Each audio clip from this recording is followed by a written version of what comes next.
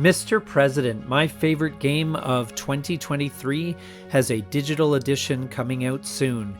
And today we're going to look at the demo. Stay tuned to see what it's all about here on Legendary Tactics.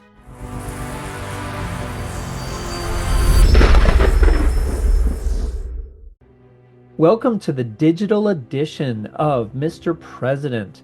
And I've been looking forward to this project ever since I heard about it earlier this year. And thanks to GMT Games and to Exia Labs for giving me some early access to the demo so I can show you a little bit about what it's about. As you know, I'm a big fan of the original analog game.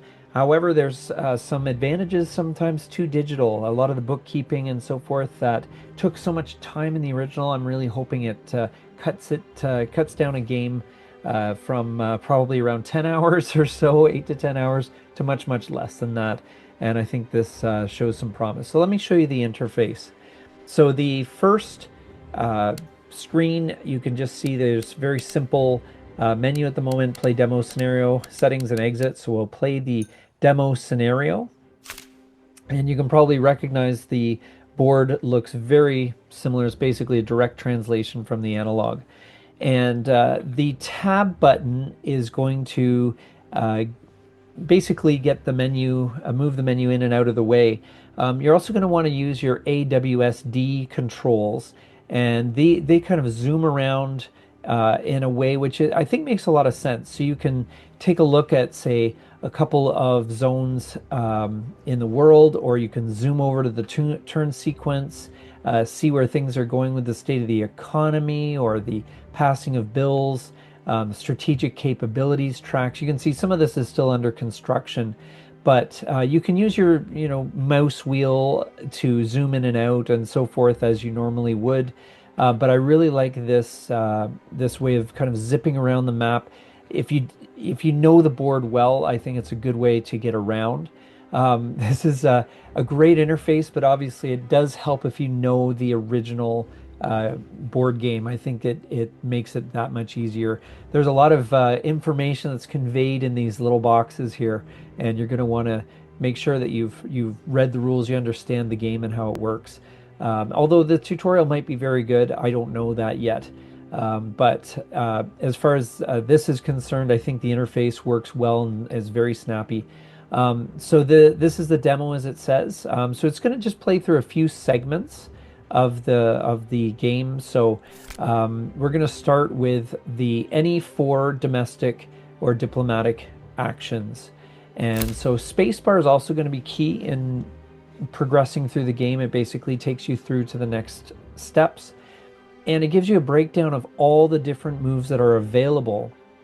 And again, if you're familiar with the board game, the analog game, what pops down when you click on the down arrow is essentially what was in the playbooks and so forth, and it explains the costs and benefits of doing a particular action.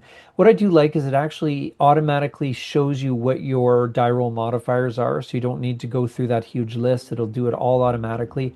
And if you want to take the action, you just click on the take action. We'll do this because it's never a bad idea to calm down some of the regional crises. And Africa and Middle East in the early game are always hot spots. So we'll choose Africa, and we're going to click on this as a way to reduce the regional crises here to make sure that we don't get to a major crisis. And you can see the die roll pops up here, and we roll it, and it will automatically update. So you can see we got a great roll there. So it reduces the major crises down to, or sorry, the regional crises down to 1, which is nice and calm now. So that's great. Okay, now we keep pressing spacebar to move through.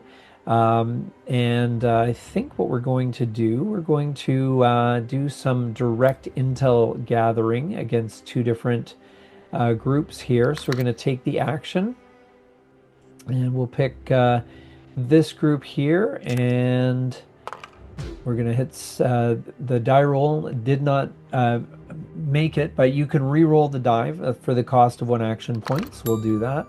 And oh, much better. Okay, that's great. So that terror group appears on the gathering track in the intel thing there. And actually, maybe we'll zip over here. We're going to do this one here and see if we can move it up to targeting. And we're going to want to re-roll that one, I think. And we get the same result, unfortunately. So nothing happens there. Okay, let's take a look at a couple of, oh, sorry, tab will get you back into the actions.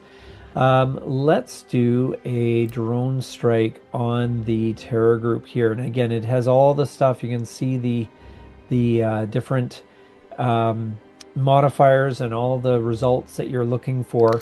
And we'll take that action and we'll try it against this guy right here. And we'll see how we do. And that's good. We took it to gathering. We gain in public approval, which is great. And we'll do one more. We got one more action remaining. We'll see what we can do in the Middle East here. So we're going to choose that one as an option. And so between tab, space, WASD, those keys, you can, I think, basically kind of zip through a lot of this stuff. And we're going to re-roll that one, and we really missed that time, so that didn't go too well. We're going to move on to the draw a chit, and we draw a crisis card.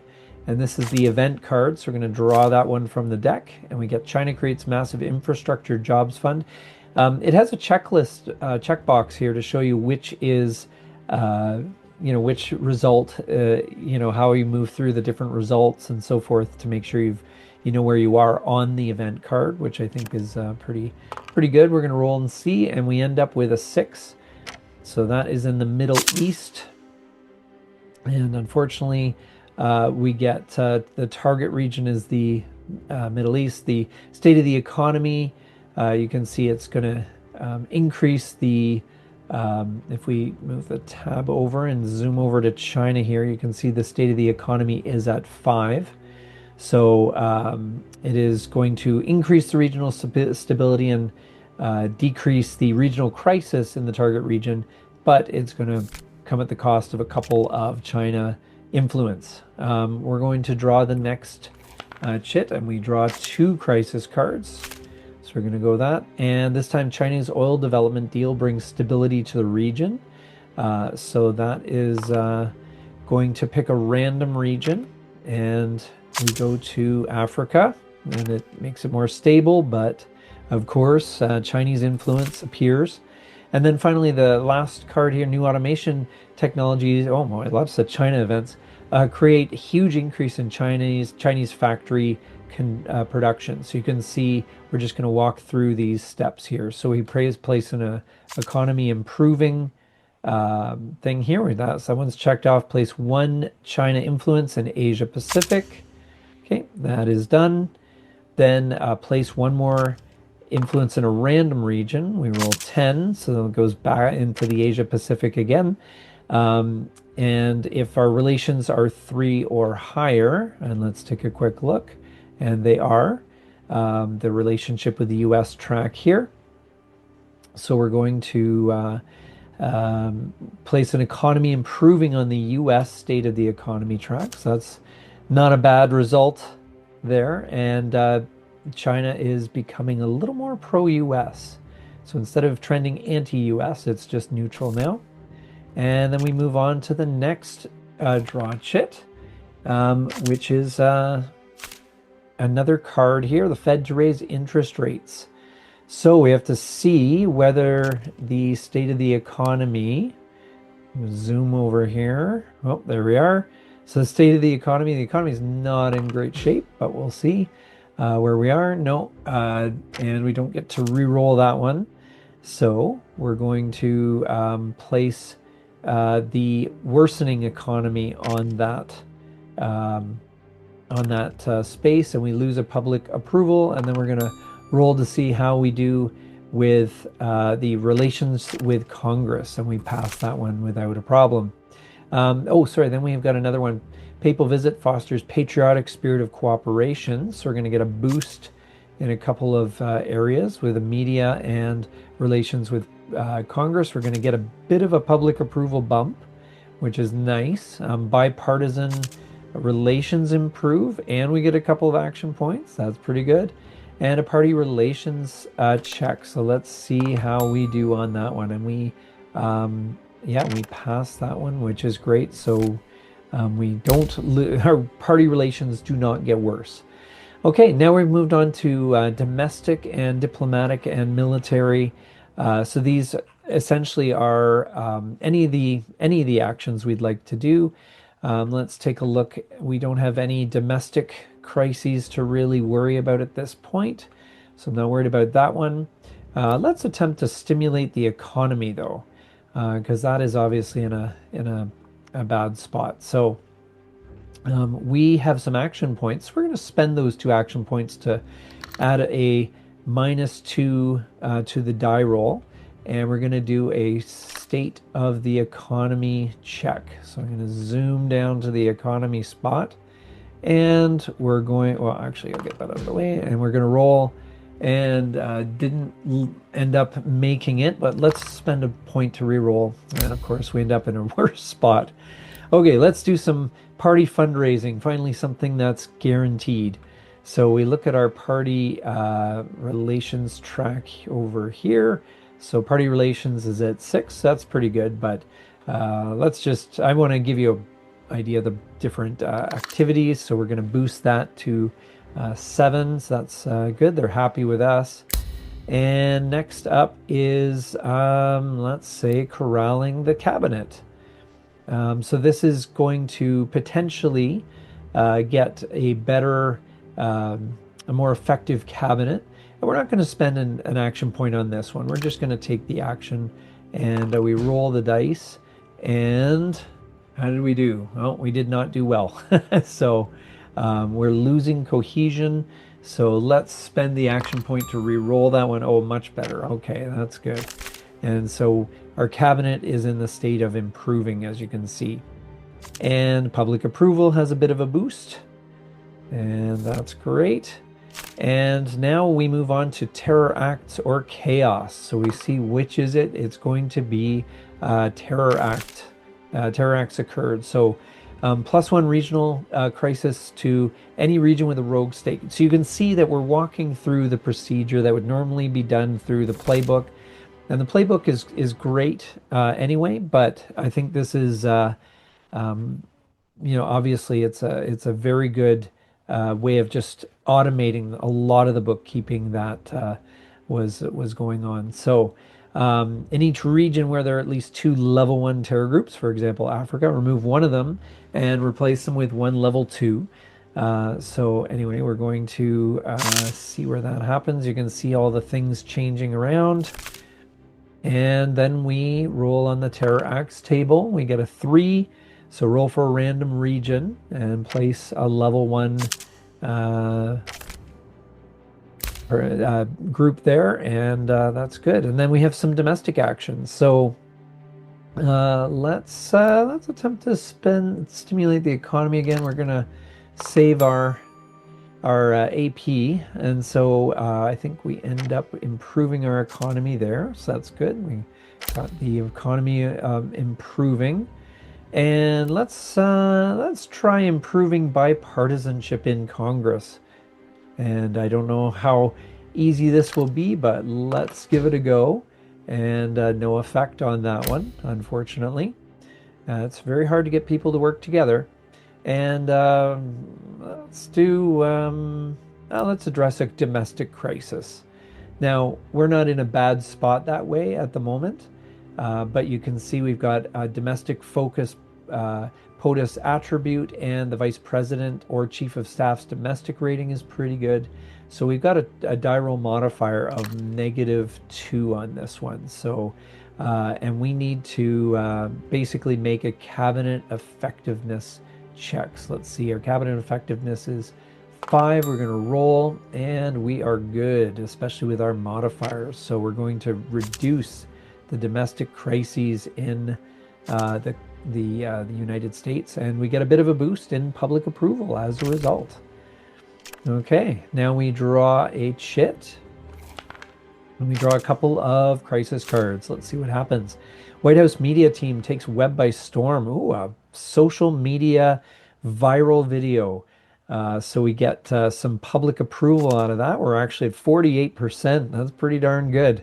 And we roll a die to see if we can get a couple of action points. Unfortunately, we don't, but we do improve our media relations by one, and that's always a good thing. So, all right, next up, we have mass corruption in Eastern Europe. Governments give rise to mafia, terror, and chaos. So, unfortunately, Eastern Europe, which I'll zip over here. There we are. Eastern Europe's here on the left. Unfortunately, it's going to get a little bit worse in terms of its regional stability. And then we roll a die to see what happens next. And we get a 10, +2 regional crisis, unstable state. Oh my gosh. And we get a level 2 terror group. Ah, yikes. That might be good to re-roll. Oh no, we can't re-roll that one. Okay, here we go. Oh, yikes. We got a lot of stuff going on in Eastern Europe. So, all right. And then we would move on to war progress, where we would update things like the Civil War, see if we can get a ceasefire. But instead, we get renewed fighting. So you can see the world is always on the verge of collapse in this game. It's always falling apart, and despite your best efforts, let's see how things go in the Middle East. Okay, well, we did much better there. We got a ceasefire, which is good. So that helps out. Now, later on, we can potentially try and resolve that civil war through diplomatic means. Let's see how things go here. And we have a ceasefire here, and we get so maybe things are calming down a little bit, at least for now. You can see India's just a close ally, so we might want to invite India to the White House for a special visit and see if we can improve that relationship. And finally, we've got this other civil war here, and the fighting continues. This is another one in Central South Asia. Okay, and Africa. Let's see here. We give 7. Fighting continues. No further effect. Okay, and now we move to the diplomatic or military actions again. So we're going to let's invite India to the White House to improve relations. Okay, and we can choose, I think that's Saudi Arabia. Let's choose India. We're going to see how this goes. And what did we do? We got a 6. So we need to, so we improve the relationship by 1 level.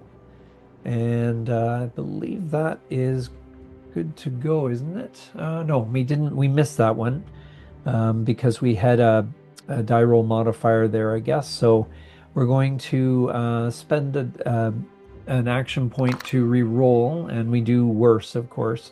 So anyway, that didn't work. Okay, we're going to, let's do use military professionals to treat disease, build schools or clinics, and create other infrastructure. So we have to pick a region. Let's go with Eastern Europe. See if we can improve the regional alignment. Oh man, terrible, terrible roll. I've got no means of re-rolling these anymore. I've spent all my action points. Let's de-escalate a conflict. So we're going to go over the conflicts. These are all the different conflicts that are happening. You can see North and South Korea are not doing great.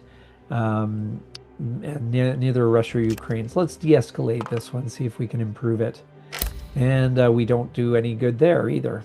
Okay. I'm just trying to make sure that you see all the different actions. Let's try this. This is going to be a low odds thing, I think, but let's try and improve Central America. They're trending anti-US. Let's see if we can improve that. And we do. We make them neutral, at least. And there we go. So now we go through the next step, which is the state of the economy. And we can use the Economic Assistance Act, so we can improve a region's alignment or an ally relationship. And just because we messed up with India earlier, let's spend the point to improve the relationships. And now you can see, oh, that should be very close now. You can see, there we are. All right.